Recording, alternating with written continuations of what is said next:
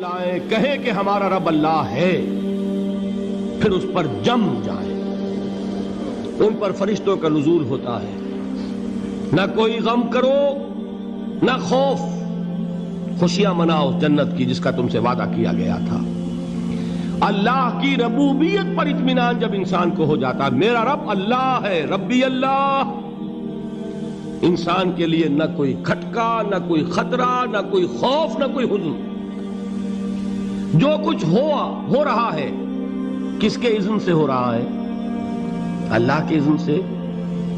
اللہ کے اذن کے بغیر پتا تک نہیں ہلتا۔ یہ کوئی اندھا بہرا مادہ نہیں ہے جس سے مجھے کوئی خوف ہو۔ اندھا بھینسا چلا آ رہا ہو اس سے تو ڈرنے کا ہر انسان کو ڈرنا چاہیے، نہ معلوم کس کو ٹکر مار دے۔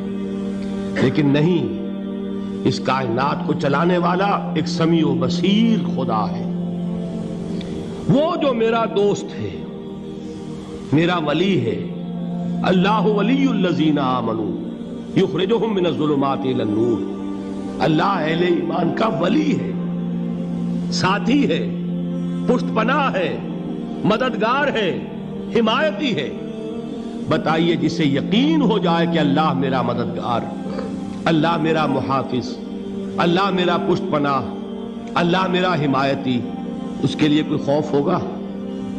اس سے کوئی ڈر ہوگا؟ میں مثال دیا کرتا ہوں ایک بہت سادہ، پنجاب کے دیہات کی۔ وہ بڑا چودھری ہے اور کوئی غریب کسان ہے۔ اس غریب کسان کے جانوروں کو ہر وقت اندیشہ ہوگا چوری کا، کوئی میری بھینس کھول کر نہ لے جائے، کوئی میرا بیل کھول کر نہ لے جائے۔ لیکن جس کے بارے میں یہ سب کو معلوم ہو کہ وہ جو بڑا چودھری ہے وہ اس کا دوست ہے، اس کی بچیا کو کوئی خوف ہوگا؟ اس کی بھینس پر کوئی ہاتھ ڈالے گا؟ اسے کوئی اندیشہ ہوگا؟ نہیں۔ کیوں؟ کہ وہ بڑا چودھری، بڑا اس کا یہاں کا سردار، جاگیردار، سب کو معلوم ہے وہ میرا دوست ہے، کوئی میرے خلاف اقدام نہیں کر سکتا۔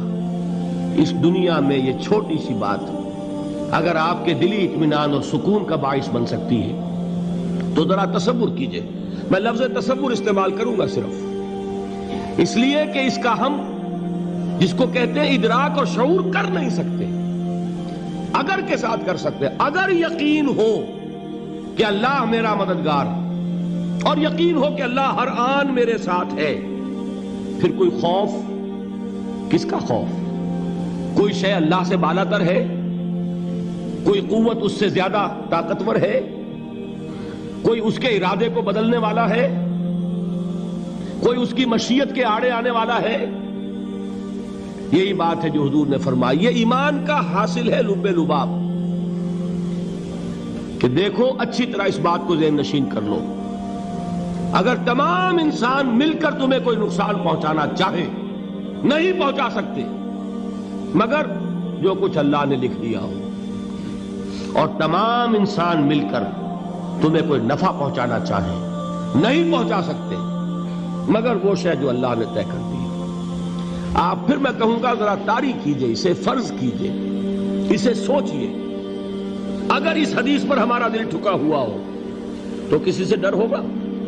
یہ مجھے نقصان نہ پہنچا دے، یہ میری رپورٹ خراب نہ کر دے، یہ میری انکریمنٹ نہ رکوا دے، یہ میرا یہ نہ بگاڑ دے، یہ میرے یہ نقصان نہ پہنچا دے۔ اس کا ڈر، اس کا ڈر، اس کا خوف، اس کی خوشامد، اس کے لیے جا کر طرح طرح سے اپنی عزت نفس کو ذلیل کروانا اس کے سامنے، یہ سب کچھ کیوں کرتا ہے انسان؟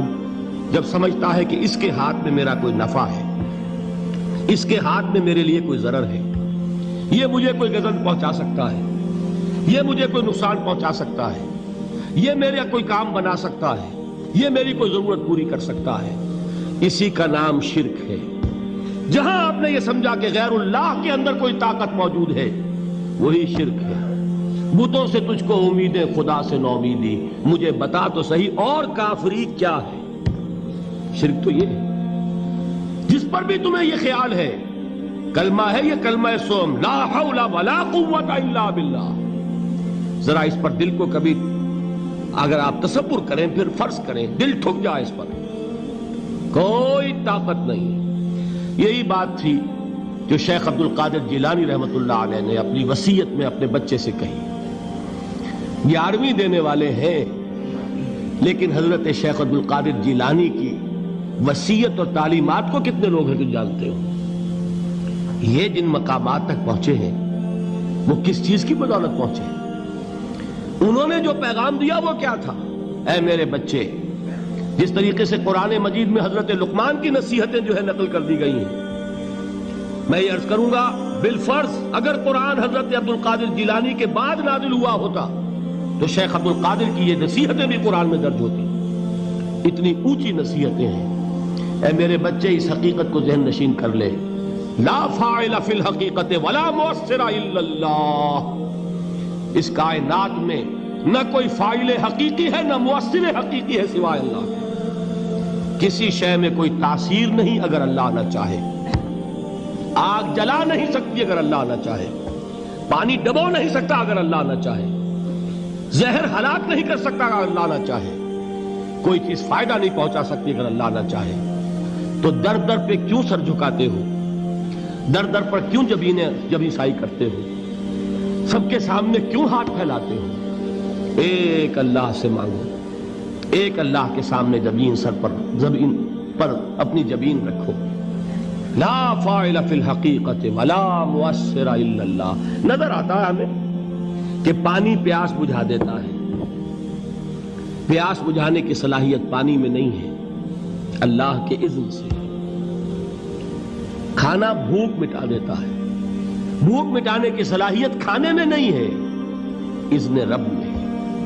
دیکھیے یہی یقین تھا. حضرت موسیٰ علیہ السلام کا واقعہ یاد کیجئے. سامنے سمندر آ گیا ہے. قوم دیکھتی ہے پیچھے کہ گرد و غبار کا طوفان ہے. معلوم ہوا کہ فرعون اپنے لشکر سمیت آ گیا ہے. لشکر جب چلتا تھا تیز رفتاری کے ساتھ تو گرد و غبار کا جو طوفان اٹھتا تھا اس کا تصور کیجئے. اور لمحہ بلمحہ وہ قریب آ رہا ہے. پوری قوم نے کیا کہا؟ اے موسیٰ انا لمدرکون. اے موسیٰ ہم کو پکڑے گئے. قرآن مجید نے تو یہاں وہ باتیں نہیں لکھی ہے، لیکن تورات میں یہ درج ہے